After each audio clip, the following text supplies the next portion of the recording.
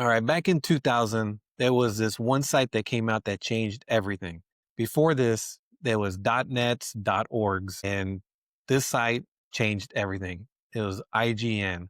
There was a trusted source, and you would use this, check out the grading system, and determine whether you were going to go buy a game or not. But in the last week, there was two scores that came out from IGN that had us questioning what IGN really stood for. And the question, when did we stop trusting IGN? Yeah, because I mean, it's not like we woke up and realized what IGN is now. Mm-hmm. It's more of like we got a fresh reminder. Like the two reviews, by the way, in question are one, a movie, second, a game, both relevant to today's standards. And we're using IGN and the context that it's supposed to be.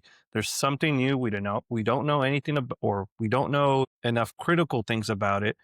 IGN is a source to kind of help us gauge whether this is worth our time and money. The first review, a movie review from a video game industry, Tron. Don't know what the subtitle for is, but the 2025 movie Tron. The score. I was shocked. And they gave it a 5. And just like most gamers, when the game that you're expecting to come out gets hit with a bad review, it's a bit devastating, but even more so because it's IGN. IGN is this big company now. And to dish out a 5, I was like, there's no way that Disney could put out when I went to go watch the movie anyways, which lowered my expectations. Maybe this was a good thing. I saw it and I didn't see anything mediocre about it. I could see how you can maybe nitpick certain things. Maybe some characters were corny. Maybe you can kind of like go on the deep end like that. But generally, I didn't think there was anything mediocre about this. You had 9-inch nails from beginning to end, which that was already a major feat. The production quality of it from beginning to end was solid. There was nothing that was like you didn't see any strings hanging, you didn't see anything like lazy like that. The story was okay. So that kind of got me thinking like, well, what the hell is IGN and what are they even doing in the movie sector? And then not too much after that was Battlefield. They scored the campaign. What did you think about that? So that Another 5, by the way. 5 labeled as mediocre. So I'm like, okay, it can't be that bad. Like, I know a lot of campaigns get very, I guess, lazy, very simplified, I guess, because how do you make pointing and shooting at things fun? That sounds dumb. Like it should be fun. I mean, you shoot a gun, that's already exhilarating and fun, but it's already kind of drowned out in the market. But I did somewhat agree with the summary that the reviewer had, which is basically it's, nothing special. It's playing it very safe. Like you're not getting anything top shelf out of this game. But then the scoring didn't make sense to me because 5 out of 10, I mean, again, because how we interpret a 5 out of 10, borderline seems like it's a failure. And when I went back to most of his first person shooter reviews for the campaigns, so for all the other Call of Duties, a previous Battlefield, Battlefield 2042, they all more or less matched the same range. Like he was giving 6s, 5s, and 4s. Fuck. But now you go to a separate reviewer and he's out of that 4 to 6 spectrum. Now he's over at a 6 to 8 spectrum. Like it doesn't compute in my mind. Maybe his summary was, I guess I could agree on. It's nothing special, but the scoring made me feel mixed. And I know that in a bubble, like I would already think it's failing, but because I know how things operate, I have to question what that 5 meant. So this brings up a great point is they run off of 1 to 10 and a 1 to 10 has to come from somewhere. And I would think that somebody enjoyed a game at one point and they said, okay, what made that game fun? And they said, okay, this is the criteria that made this fun. And this is how we got to a great game. So somebody had to enjoy it, convert it into a metric, and then sadly trying to use it on something else proved that you couldn't do that. You were saying like storytelling is very important in RPG, maybe even the music. On a fighting game, not so much. Yeah, maybe frame data. Yeah. When is fucking story important? Well, it's nice in the background, but so is music, right? But in some areas, it just carries a little bit more weight, right? yes. Especially in RPG, it's like it's vital to have good music that keeps you just in it. First person shooter with good music, it's a plus. But a RPG with good music, That's getting me through. That's getting you through Yeah, I'm because there's some grind involved. yeah. Okay, so back to like developing a scoring system. The person that comes to mind is Maximilius, who has Mhm, been in the fighting realm for 20 plus years at least. And, mhm. and we're not even talking like he's had time in development, he's had time in gaming, and now he's had time in researching and actually presenting the information to the audience. How much time has been devoted to being a judge of fighting games. Even he tries to dabble into other things, and it's just like he's just having fun. So much time into just judging one criteria. How could you possibly, Yeah, you with a 1 to 10 system of your own, grade something yeah, else? you won't.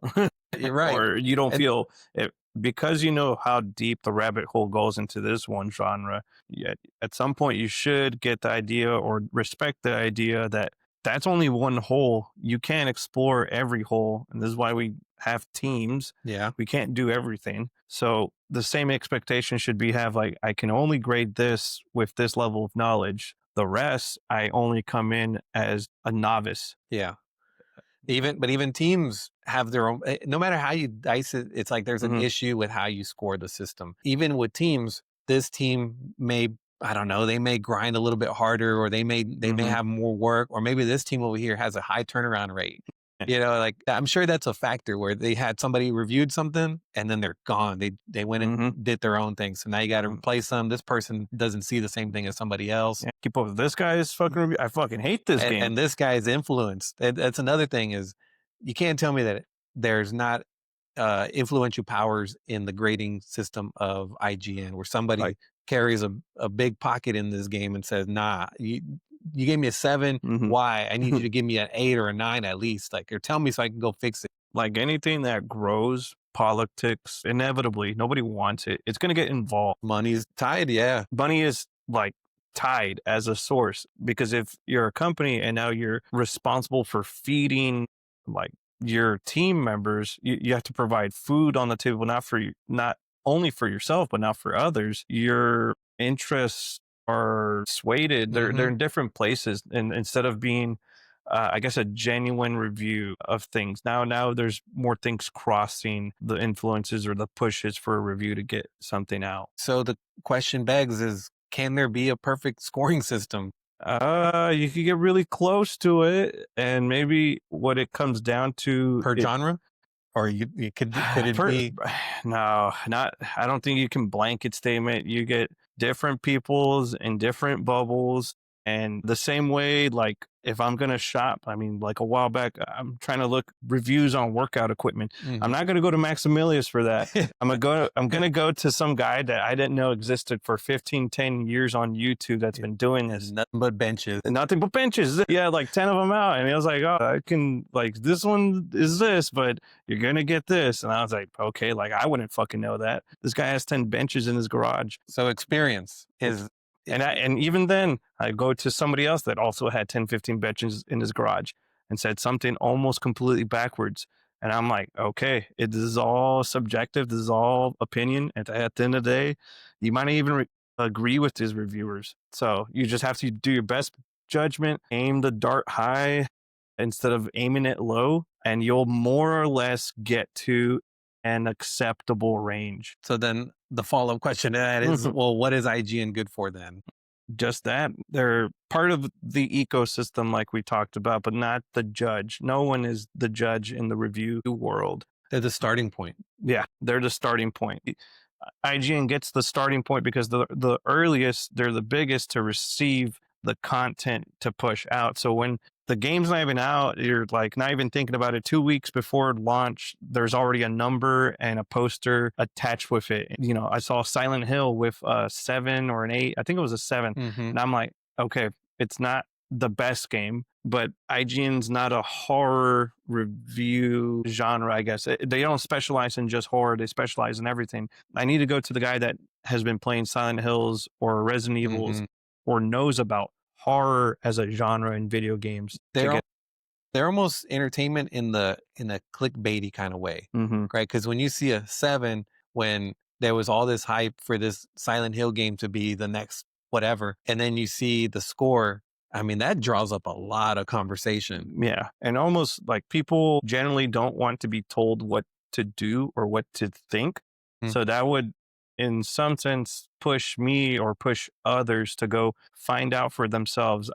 In my eyes, I want to almost challenge the idea of a 7. So I'll go out on a limb myself, my own money, do this with nobody else behind me yeah. pushing a review score and just give my honest opinion on things. And what's difficult about that is I don't have all the time in the world to fucking do that. So when I commit time to a game, it usually takes me like a month or so to even beat it and then be like, okay, recommend, or hey, good, but only recommend under these conditions. Which is kind of sad and funny that there was somebody who was dedicating their life to doing this. Ah, With man, that guy. Fucking the completionist. yeah. Looking back, okay, who had the perfect grading system?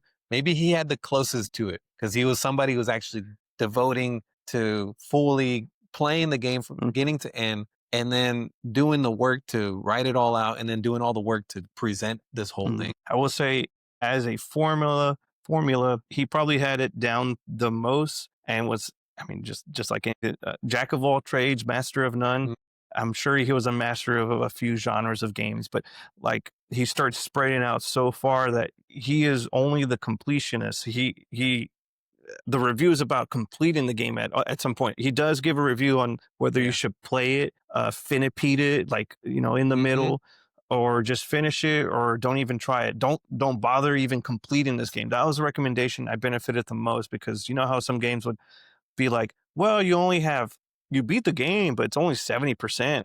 Is it worth that extra 30% of time to go Hmm. back? And he would tell you straight up, like, no, don't ever go back. Like, this is just like for shits and giggles. Like, you got nothing else better to do. There's your 30%. But if there's a Silk Song right behind this game, like, pass, go this to the next one. this man sacrificed his life, and then we threw him on the cross. His And fucking career. I didn't want to throw him on the cross. I knew he was in the hot seat, but I did respect his work ethic and the videos behind it. sometimes, okay, it's also the way he handled it. He was apologetic about the whole situation. He seemed guilty by the way he I was know. backpedaling. He didn't get his story straight. I don't think maybe it was. I don't think it was that bad of a situation that he should have been Hmm. burned that way. I think he deserved maybe a little credit. I kind of tracked it towards the end. Like Hmm. that's when I was kind of getting like, who is this guy? All I knew about him at that point was when he was already kind of getting burned. Oh, it's too So, late. so I backtrack and I Uh, see some of his older stuff, and I'm like, man, this guy he did. he did a lot for the community, I and don't know he's if trying you. to get back in it now, and they're kind of like still keeping him out. He did a video, but it's mostly for his not reputation, but like the situation he was in, and he Would you was even explaining want that. to do it if you were him? Like, you know how much work it was to play these games that fucking suck. That the whole point of gaming is to try to find something you enjoy Hmm. and sink hours into and just have a good time. This guy was playing games that suck, continued, finished it just to tell you, yeah, it sucked from the moment I started. It never got This better. was torture. Why did you recommend me to complete this game? Yeah. This is all trash from 0 to 100. Like there was no good points, and all of the community pushed me to review this. But we can say that, okay, IGN is definitely not the final score, not the final judge, but they are Hmm. the starting point, and they should be not taken seriously. Look at it as maybe a form of entertainment. Read it, weigh it against others. If even if it came out as a 9 or a 10, you would still question it. You would Hmm. still bounce it off Metacritic or somebody else and say, okay, you're the SME. They're definitely not. They're definitely too spread out, and, Hmm. and them getting into movies is even another indicator that they're in too many pools and they're not really interested in giving the perfect score. They're Hmm. just interested in getting you to click on their site Generate traffic revenue. and not to say it's always bad. I think they're in a very complex situation where they Hmm. got too many genres to fill. They're probably doing the best that they can. Hmm. The one thing they are doing good at is getting people to click on their site and talk They're about it. still current to today's date. As much hate as they receive, some of this hate translates into views, and for the general consumer that doesn't know that deep level of Hmm. reviews or gaming, they're just gonna be like, okay, I've seen IGN, okay, a 7. Game Informer gave it a 6. Okay, like Yep. When you go to look at what the what a review was on Google, the Mhm. first site that's gonna come up is IGN. Yeah, That's they're how much staying power they have. They've embedded sponsored as themselves. fuck. They are part of the fabric of gaming community. They're Yeah. not going anywhere. Whether you like it or not, they're here now. So it's best to kind of understand what they're doing now and I guess have a deeper understanding of what they're doing as a review company. Because Yeah. if you don't, sometimes that can lead you to disappointing results. Or maybe you could have just missed out on watching Tron altogether or wouldn't even bother with the campaign Mhm. of Battlefield 6.